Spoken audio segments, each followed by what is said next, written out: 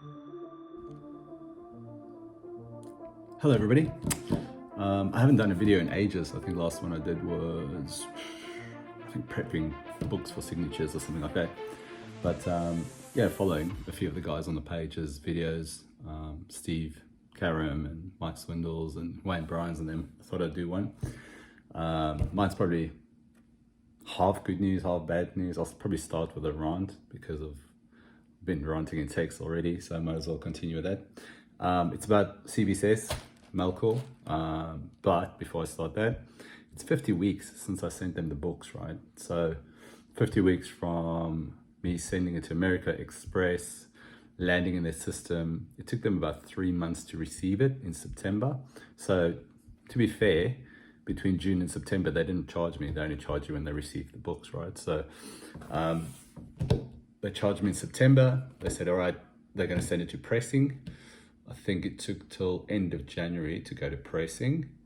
It was there till April, and then I got a notification saying, get ready, it's going to go to be graded. And then probably 5 weeks after that, it got slabbed, and then probably a week ago I got a notification saying it's going to be sent back.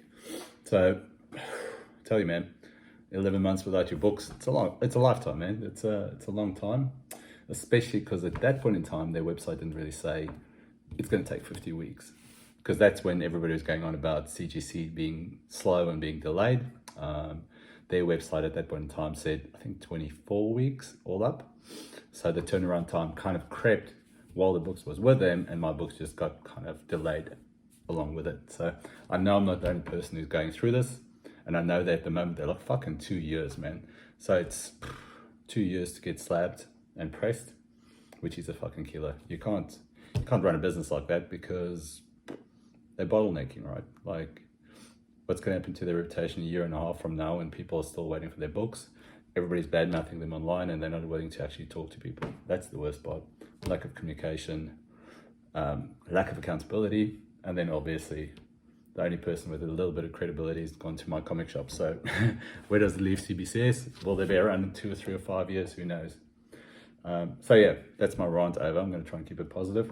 The good part of their package, oh, there's one more thing. But the good part of their box, I already took it out of the box, is it does come with something that I was really concerned about. So they put a notice in there saying it's return goods. So it says this item package was not purchased. The package contains items that are being returned to the original owner. So that's great because of the fact that you're not going to get slammed with tax or GST or import tax or duties on the way back. They make it really clear on that too. It says return goods. So that's something I've always been concerned about, because it's only my second time I do it with CBCS. And I've heard that some people had to pay GST on the declared insurance value, which is shitty. So whenever I ship to America, it's also probably a tip to everybody. When you send to America with FedEx or DHL or anything like that, make sure your performer invoice that you actually create yourself states on the invoice it's personal effects being sent there for signature. So if ever you run into troubles, whether you send it direct from them or indirect via post box or something like that, you've got a declaration on the invoice saying, these are the items in that box, and look at it, I sent it for signatures, it's mine, I already owned it. I did that with Kevin Eastman, the first time we did Grail into signatures, because of the fact that I had to pay $130 US import duties on the books we already owned. So I had to pay it, I had to pay the admin fee, which was $80, but then also I was able to claim back the GST component at the very least by proving the fact that we already owned the books. So silver lining, but I think this is a good idea. Next, their packaging, right? Again, it's only my second time with them. Last time I did large orders with CGC, it comes in a big box with separators between the books. This has got me a bit worried because it doesn't really have a lot of, yes, it's bubble wrap, but the books are right on top of each other. There's nothing separating the slabs from each other, so if one cracks or breaks, it's going to crack the rest and break. Yes, it's in the big box surrounded by padding, but I mean, expect them to actually have separations, or at least one wrap of bubble wrap around these. My best practice whenever I ship books out is I bubble wrap them individual layers so that even if they contain one like this, they don't scratch or dent or break, and one consequentially breaks the other one. So that's a pity. So hopefully nothing got damaged. The box looks okay, everything looks all right, but obviously opportunities for improvement. There's not a lot of grades in here that I'm surprised about. There's one or two that came out better than I expected because I saw it on the online portal, so I won't be surprised about showing you any of these. And there's one that I learned a lot from, which is pretty annoying, especially because it's something that you should do when you send books for grading. But I just overlooked it because I was sending so many books. I just thought, well, you know what, I'm going to chuck this one in because it's essentially 40 or 50 bucks more to get it done. So I'll show you guys. Considering I sent this a year ago, there'll be a theme to these because a lot of them were Disney stuff that was just, or Marvel movies that was just announced, shows or projects that's upcoming, things like that. So consider the fact that I sent this before, for instance, Master of Kung Fu. Let's check this out. Don't know if there'll be glare on it. The Master of Kung Fu. I asked them to press it, but it's got that cover tear there that's always going to be shit. So came back at 3.5, which is alright. I don't expect it to be even a 4.5 or 4 above. So I'm not disappointed by that. I'm not surprised. But I've got two more of these signed by Al Milgram that's making their way back from America at the moment. So I'll look at the grades and probably start selling some of them off. This one, I was hoping for a little bit more than that. It is what it is. I've got a few more copies, so I'll hopefully delay sending it back in for signatures, and then I'll do something about it. So it came back as a 9, first jury. I like the new slabs though. I like the frame at the top, like it's the bevel being round. You see the blue line. It's not a bad slab, all things considered. It's very clear. I remember, I think my old Daredevil #1 and a few of my very first CBCS books, they've got like this matte finish, which isn't bad, but at the same time as they dirty or get older, you lose a lot of the clearness of the pictures. So I was very excited to get my hands on some of their new slabs, even though it took a year.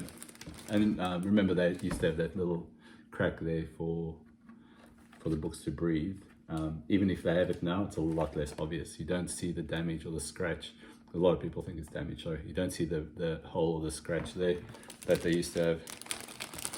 So this one, a little bit disappointed that it's a 9. I remember it had a bit of a ding, but at the same time, I asked for him to press it out, so I was hoping they'd press it out, which didn't happen. This one came out better. I actually thought it was going to be an 8. So first Monica came back a 9. So at least it's got a near mint tag, although it's only barely there, a 9. So the next one's the one I was talking about, where I'm a little bit disappointed. I bought this in a bundle, so it cost me like $5 a book. I was happy with the score. It had severe spine roll and damage, so they fixed that for me. It presents a lot better than it is. I'll close that, I'll show you. It's first Juggernaut. I'll take it out of the plastic to show you better. But yeah, the problem with this is the first thing that I should have done was count pages. It's missing a page. It's an ad page, so it's a 0.5, which is a pity. I mean, it's a complete book. It looks a million times better. Didn't spend too much money on it, so it's a good return. At least I've still got the placeholder until I upgrade. Dax sold like 1 million of these in the past year, so I should have jumped on one, but I'll probably get an upgrade soon. This one I'm pretty happy about, considering the timing. I saw one of these sold for 400 US. I sent a few copies into Jason Aaron for signature, but I had already had this one gone off. So first God of Thunder, first Gore the Butcher, came back 9.8. It is a pretty book. And honestly, I don't see a lot of more defects or issues with this compared to the first Shuri. It's also got a little bit of a, you know, that corner, the damage on print press that they don't really account for. But except for that, 9.8, I'm pretty happy with that. I did send 2 books in as part of this lot where I asked them to verify signatures, because I bought them 5 or 10 years ago or whatever. And one that was pretty special is the fact that Jim Starlin was the writer, the artist, and the editor. Cover art and story by Jim Starlin, and I got it signed by him, and it's first wall-off. So came back 5.5 yellow label, verified. I think the verification itself for the two books took 7 weeks or whatever, because they sit in the back of a queue, I guess. But I'm just glad they don't have those fucking red labels anymore. So 5.5 is good, especially the black cover. I didn't expect a 5.5. I think I was expecting maybe a 4 or 5 at best. I did ask them to press it, but there's no color breaks. There's just some chipping at the end. And the back cover, that looks pretty good. It presents really, really well for 5.5. You'll probably see it on Signature Sunday with much better photos. So Hard Pressed Heroes pressed 2 books for me. So I'll show you what they come out as. This was the first of them. Again, considering the series and shows and TV shows and stuff that was going, I'm pretty happy with that. What's it, 1983, Star Wars 68. Go back 9.4. Leon, I think Leon said, he guessed 8.5 for both. So this one came back 9.4, which is really good. I'm happy with that. Really lovely cover. I love the yellow covers. I think we spoke about that on Growl Answers a few weeks back about how Marvel tended to go for the yellow covers because it pops the composition and the characters on the cover. Yeah, and so far all the slabs are really nice and intact. Didn't incur any damage in transit despite them all being stacked on top of each other. 9.4, man, very happy. The other Star Wars one, 42. Leon had the grade spot on 8.5. Would have fucking loved to have this as a 9, but first Boba Fett on cover. Still pretty book. Nice little companion, I'd say.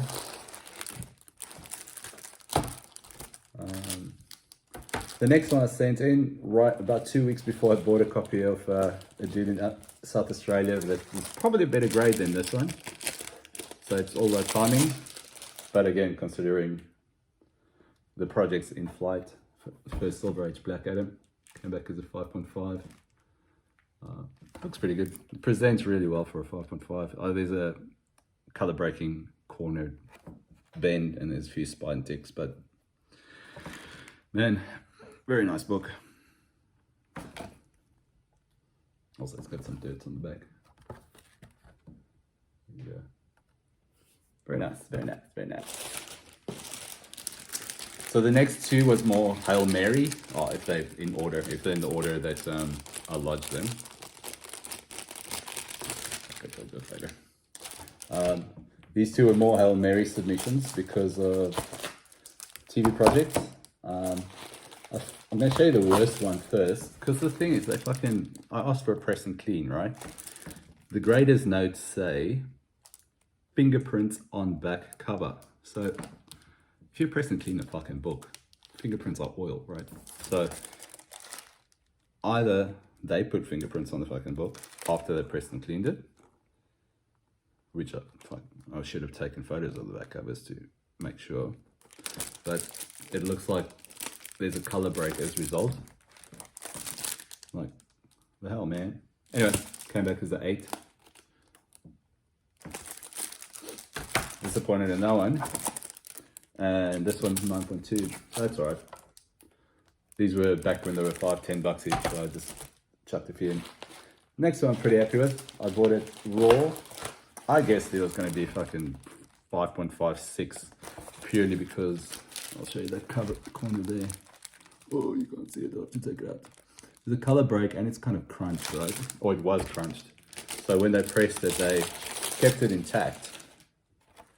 There was a little bit of rip around one of the, or maybe it was just a fold around the staples, which seems to have disappeared. But yeah, I expected it at 5.5 or 6. Came back a 7, and it's a Aussie price variant, so newsstand. So happy with that. Got to track down the dude I bought it from, because I know in the conversations we talked about what likely the grade could be with a press and clean.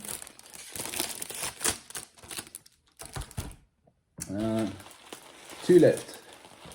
Next one's one of my babies, as you guys would be aware. Being a Thor comic and being a Thor fan, and so this is my third copy. I bought this off Evil Empire probably the week they closed down. I bought this at the same day as I bought my Amazing Spider-Man 1 from him, and very likely this was also James Anthony Joseph's copy. It's got a tear up to the middle of the spine across the staple, which obviously for me made it a 1 or a 1.5. The staples are there, but yeah, that's the spine split and the corner chip was, for me, yeah. I literally just graded this so that I can keep it encapsulated and put it with my other copies. Came back to the 1.5, first Loki. Still a pretty cover. So I've got a hat trick of Lokis. And it's been there for so long, I think the fucking value doubled because I sent it in before, during Loki was on TV. And the last one, we were talking today on Grey Lanterns about finds in the wild. This was one of the finds in the wild I had. I bought Inhumans 1 to 12 for $9.99. So $9.99 for Inhumans, but not at that point in time wasn't bad. What I didn't know and what wasn't on the listing, because the photos was pretty average, is all 12 issues were signed. So I number 1 to number 12, all signed by Paul Jenkins, who writes it, and he signed it in 1999. So I thought, well, you know what, they're all packed together in one big bundle. Number 5 would be flat pressed already. I'll take my chances. So I submitted it, asked for them to verify the signature, asked them to press it. So it cost me, what, I think $80, $90 all up with a verification. Considering it's first Black Widow, I'm like, yeah, well, first modern Black Widow. But I do it. It came back in 9.8, which is nice. So a few modern books came back 9.8. This one, first Gore. 1 or 2 I'm disappointed with. The Miss Marvel one, especially the 8.5, and 1 or 2 I'm surprised at, like first Deadpool. But all up, look, the grades are kind of in the ranges I expected them. I think Shuri, I'm disappointed. This one I'm surprised. I was like thinking a 9.2 would be great, considering they weren't even bagged or boarded when I bought them for $10. So yeah, some wins, some losses, and one learned from my mistakes with first Juggernaut missing a page. But it is what it is. It's a part of collecting. If you get lucky, you get lucky. I didn't pay much for it, so yeah. All up, look, books came back. Luckily, nothing's broken. I won't use CBCS again in the near future. They were shit house, and considering their turnaround time frames, I would much rather just buy a book already graded than sit through the hassles of paying $40 for press and, or 25 US for press and clean, $50 for encapsulation, shipping, signature verification. Some of these, if I didn't have a bargain, I would have probably just broken even. So moving forward, I'd go, obviously if I can facilitate signatures, just do it via Halo. At least it's onshore. And if it's private events or something via events in America, I'll just go CGC. Like, they set the benchmark in communication, which is really the key part, right? The communication, if CBCS was better at communicating and creating expectations around turnaround times and talking to you about delays instead of just saying, send us a message and we'll sort it out, the experience might have been different. But knowing that, you know, I've waited 50 weeks and people now wait 2 years, I'm not going to rush to go there unless I do it through some wholesaler. I know, like Clay McDonald's and them sometimes get things back in 6 weeks if you submit it by them. So I guess you get lucky. They do have priorities and customers, and we're not the priority. I think we're not the wholesalers. But yeah, look, they're in my collection. They're back now. I'll stare at them and take a few good photos and yeah, show them off through the week. Anyway, 20 minutes in, fucking hell. Thanks for watching. Enjoy the rest of your day. Bye-bye.